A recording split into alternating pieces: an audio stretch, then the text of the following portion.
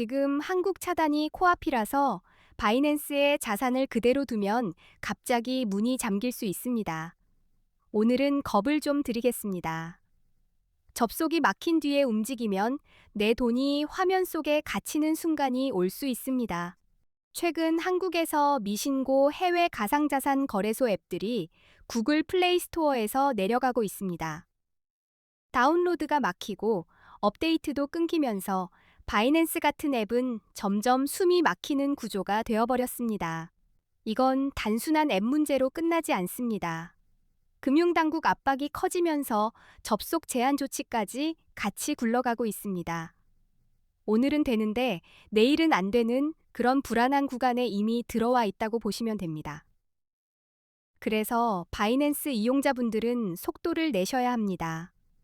거래를 멈추라는 얘기가 아니라 자산이 묶이기 전에 다른 거래소나 개인 지갑으로 옮길 준비를 끝내야 한다는 얘기입니다. 이번 제재의 핵심은 FIU 신고 여부입니다. 국내 금융정보분석원, 그러니까 FIU의 가상자산 사업자 VASP로 정식 신고하지 않은 해외 거래소들이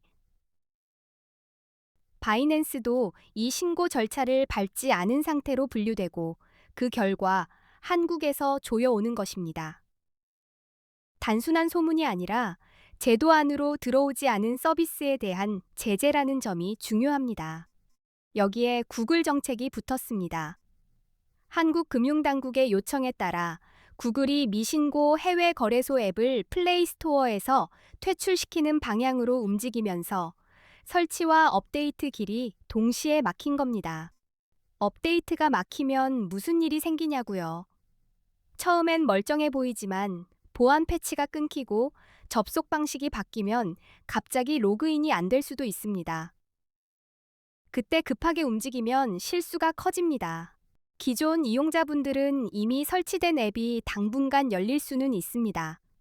하지만 그건 유예 기간일 뿐이고 다음 단계는 접속 자체가 끊길 가능성입니다. 준비 없는 버티기는 가장 위험한 선택입니다. 신규 이용자분들은 더 답답합니다. 플레이 스토어에서 설치 자체가 막힌 상태라 시작부터 어렵고 웹사이트 접속도 제한될 수 있어서 아예 진입로가 점점 좁아지는 모양새입니다. 그래서 일부는 VPN 같은 우회 접속을 떠올립니다. 앱을 지웠다가 다시 받으려 할 때, 혹은 접속이 느려질 때 우회로를 찾게 되는 구조입니다. 다만 그 길은 비용이 따릅니다. VPN 우회는 보안과 법적 위험을 감수해야 합니다. 로그인 정보가 새어나갈 가능성, 가짜 사이트로 유도될 가능성, 그리고 규정 위반 논란까지 거래보다 더 큰 리스크를 떠안게 됩니다. 그래서 저는 가장 안전한 축으로 먼저 말씀드립니다. 바이낸스에 묶인 자산은 개인 지갑으로 출금해 두는 것이 안전합니다. 내 키로 내 돈을 지키는 방식이니 갑작스런 차단에도 덜 흔들립니다. 개인 지갑이 부담스러우시면 최소한 다른 거래소로 옮겨두셔야 합니다. 접속이 끊기는 순간 출금 버튼을 누르고 싶어도 누를 수 없는 상황이 생길 수 있으니 지금 움직이는 게 이득입니다. 국내 거래소로 가면 되지 않냐고 생각하실 수 있습니다. 하지만 국내 거래소는 레버리지를 쓸 수 없고 거래 수수료도 상대적으로 높은 편입니다. 게다가 추후 세금 부과까지 예정이라 메리트가 줄어듭니다. 이번 강경 조치의 배경에는 세금 이슈도 깔려 있습니다. 국내 거래소는 앞으로 과세가 붙을 가능성이 높은데 해외 거래소는 상대적으로 과세가 어렵습니다. 그래서 금융당국이 더 강하게 밀어붙이는 그림입니다. 그렇다면 현실적인 대안은 어디냐고요? 지금 이번 사태로 한국인들이 가장 많이 가입하고 이동하는 거래소 5개를 제가 비교 분석해 두었습니다. 지금 분위기는 이미 이쪽으로 쏠리고 있습니다. 이 5곳은 공통점이 분명합니다. 원화 입금이 가능하고 한글 지원이 되며 수수료 부담이 상대적으로 낮습니다. 처음 옮기는 분들도 길을 잃지 않게 구성된 곳들만, 그중에는 가입만 해도 $100를 지급하는 이벤트를 하는 곳도 이런 건 타이밍이 생명이라 막상 막히고 나서 찾으면 이미 끝나 있는 경우가 많습니다. 거래소 이름과 장단점, 수수료 기준, 입금 동선까지 고정 댓글에 한 번에 정리해 두었습니다. 오늘 영상만 보고 끝내지 마시고 이동 준비는 고정 댓글로 마무리하시면 이제부터는 코인 선물 거래의 기본 단타 흐름을 잡아드겠습니다. 초보자분들이 가장 헷갈려 하는 게 언제 롱을 잡고 언제 숏을 잡아야 하느냐는 부분입니다. 오늘은 기준을 만들어 드립니다. 비트코인 같은 암호화폐는 변동성이 커서 방향을 맞춰도 타이밍이 틀리면 그래서 진입 전에 신호를 확인하는 습관이 중요하고 그게 단타의 생존율을 올립니다. 먼저 롱과 숏 개념부터 깔끔하게 잡겠습니다. 롱 포지션은 가격이 오를 것이라 보고 매수 쪽으로 베팅하는 것이고 상승 흐름을 먹는 전략입니다. 말 그대로 오르는 파도에 타는 느낌입니다. 반대로 숏 포지션은 가격이 내려갈 것으로 보고 하락에 베팅하는 것입니다. 시장이 미끄러질 때 떨어지는 힘을 수익으로 바꾸는 방식입니다. 방향을 바꾼다고 해서 악이 아니라 도구일 뿐입니다. 롱 진입은 차트가 힘있게 올라갈 때 유리합니다. 고점이 계속 높아지고 눌림이 와도 이전 저점 위에서 버티는 흐름이 보이면 시장이 위로 계단을 쌓는 중이라고 해석할 수 있습니다. 이동평균선도 힌트를 줍니다. 50일 이동평균선이 150일 이동평균선을 위로 돌파하면 골든 크로스라고 부르는데 상승 신호로 자주 해석됩니다. 흐름이 바뀌는 지점을 보는 겁니다. 거래량은 시장의 체력입니다. 가격이 오를 때 거래량까지 같이 늘면 참여자가 늘고 있다는 뜻이라 신뢰도가 올라갑니다. 이런 조합은 롱 근거를 단단하게 만들어줍니다. 뉴스도 무시하면 안 됩니다. 규제 완화 소식, 대형 기관의 진입, ETF 승인 같은 호재는 심리를 밀어 올립니다. 차트가 좋고 뉴스까지 받쳐주면 롱 쪽이 더 유리해질 수 있습니다. 숏은 하락 추세에서 빛을 냅니다. 가격이 계속 낮아지고 저점이 매번 깨지는 패턴이 나오면 시장은 아래로 미끄러지는 중입니다. 이럴 때는 무리한 롱이 아니라 숏 관점이 살아납니다. 이동평균선이 반대로 꺾이면 경고가 됩니다. 50일 이동평균선이 150일 이동평균선 아래로 내려가면 데드크로스라고 하고 하락 신호로 해석합니다. 방향이 뒤집히는 순간을 포착하는 겁니다. 거래량이 줄어드는 모습도 중요합니다. 가격이 오르는데 거래량이 줄면 상승 힘이 약해졌다는 신호일 수 있습니다. 이때는 고점에서 힘이 빠질 가능성이 커서 숏 근거가 될 수 있습니다. 악재 뉴스는 낙폭을 키웁니다. 규제 강화, 해킹 사고, 주요 국가들의 정책 압박 같은 소식은 공포를 확산시킵니다. 차트가 약한데 악재까지 나오면 숏이 훨씬 편한 싸움이 됩니다. 여기서 보조 지표를 섞으면 판단이 더 선명해집니다. 대표적으로 RSI, MACD, 볼린저 밴드가 많이 쓰입니다. 초보자도 규칙만 알면 충분히 활용할 수 있습니다. RSI 기준은 단순합니다.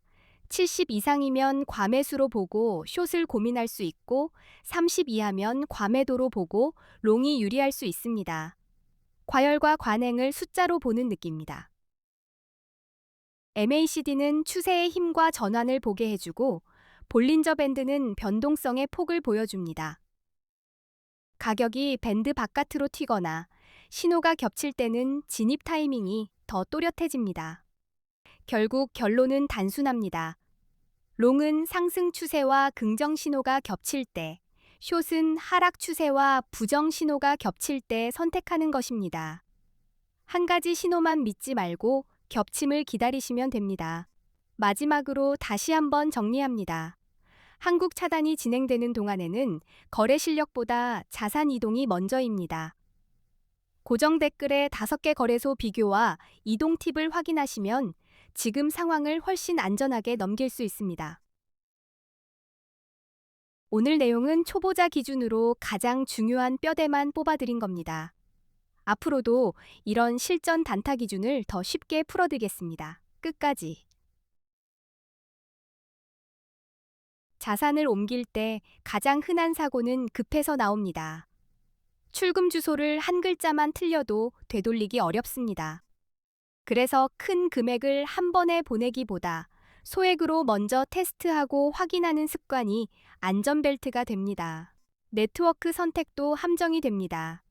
같은 코인이라도 전송 네트워크가 여러 개면 수수료와 속도가 달라집니다. 받는 거래소가 지원하는 네트워크인지부터 확인하고 메모나 태그가 필요한 코인은 빠뜨리지 마셔야 합니다. 앱 업데이트가 막히는 상황에서는 보안이 더 민감해집니다. 화면이 오래된 상태로 멈춰 있으면 피싱 페이지가 진짜처럼 보일 수 있습니다. 링크는 검색으로 들어가기보다 즐겨찾기나 공식 주소만 쓰는 게 좋습니다. 그리고 지금처럼 혼란스러울수록 계정 보호가 먼저입니다. 비밀번호를 바꾸고 이중인증을 켜고 출금 주소 화이트리스트 같은 기능이 있으면 미리 설정해 두면 좋습니다. 해킹은 공포가 아니라 빈틈을 먹고 자랍니다. 다른 거래소로 옮길 때도 원리는 같습니다.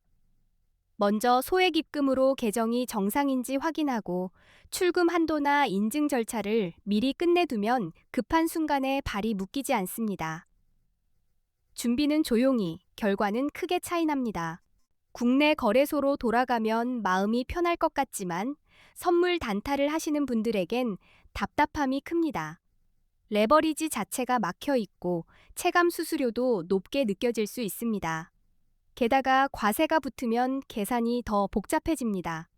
그래서 사람들이 원화 입금되고 한글되는 해외 거래소로 몰리는 겁니다. 이번 이동은 단순 유행이 아니라 생존을 위한 재배치에 가깝습니다. 문이 닫히기 전에 출구로 걸어 나가야 합니다. 고정 댓글에 정리해둔 5곳은 이런 기준으로 선별했습니다. 한국어 지원이 부실하면 초보자는 버튼 하나 찾다 시간을 잃습니다. 원화 동선이 꼬이면 입금부터 막히니 동선이 쉬운 곳이 먼저입니다. 이제 차트 이야기로 다시 돌아오겠습니다. 선물 단타에서 가장 큰 적응 방향이 아니라 조급함입니다.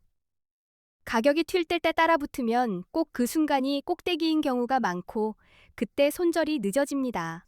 그래서 롱이든 숏이든 확인이 먼저입니다. 추세가 보이더라도 거래량이 받쳐주는지, 이동평균선이 정리되는지, 뉴스가 어떤 분위기인지 최소 2~3가지가 겹칠 때만 손을 대면 실수가 줄어듭니다. 롱을 잡을 때 초보자분들이 자주 놓치는 게 눌림입니다. 무작정 꼭대기에서 사는 게 아니라 눌림이 와도 저점이 무너지지 않고 다시 끌어올리는 흐름을 기다리면 같은 방향이어도 훨씬 편해집니다. 숏도 마찬가지입니다. 하락이 시작됐다고 해서 아무 데서나 들어가면 반등에 털립니다. 저항 자리에서 힘이 꺾이는지, 거래량이 식는지, 데드크로스 같은 전환 신호가 나오는지 확인하면 RSI는 과열 온도계라고 생각하시면 됩니다. 70을 넘었다고 바로 숏을 때리는 게 아니라 과열 구간에서 힘이 꺾이는 모습이 같이 나오면 더 신뢰할 수 있습니다. 30 아래도 마찬가지로 반등 신호를 같이 봅니다. MACD는 속도계에 가깝습니다. 선이 교차하면서 추세 힘이 바뀌는 지점을 보여주고 가격이 오르는데 지표가 힘을 못 쓰면 경고가 됩니다. 초보자분들은 교차만 봐도 충분히 도움됩니다. 볼린저 밴드는 시장이 숨을 쉬는 폭을 보여줍니다. 밴드가 좁아지면 에너지가 모이고 있다는 뜻이고 어느 쪽으로든 크게 터질 수 있습니다. 그래서 좁아진 뒤의 이탈은 단타 기회로 이어지기도 합니다. 결국 단타는 예언이 아니라 확률 게임입니다. 롱과 숏을 맞히려 애쓰기보다 내 기준이 충족될 때만 진입하고 기준이 깨지면 빠르게 정리하는 습관이 수익을 지켜줍니다. 감정이 아니라 규칙이 계좌를 살립니다. 오늘 영상은 한국 차단 이슈로 흔들리는 분들이 자산을 안전하게 옮기고 다시 볼 수 있게. 고정 댓글의 거래소 5개 비교와 꿀팁을 챙기시고 다음 영상에서 더 깊게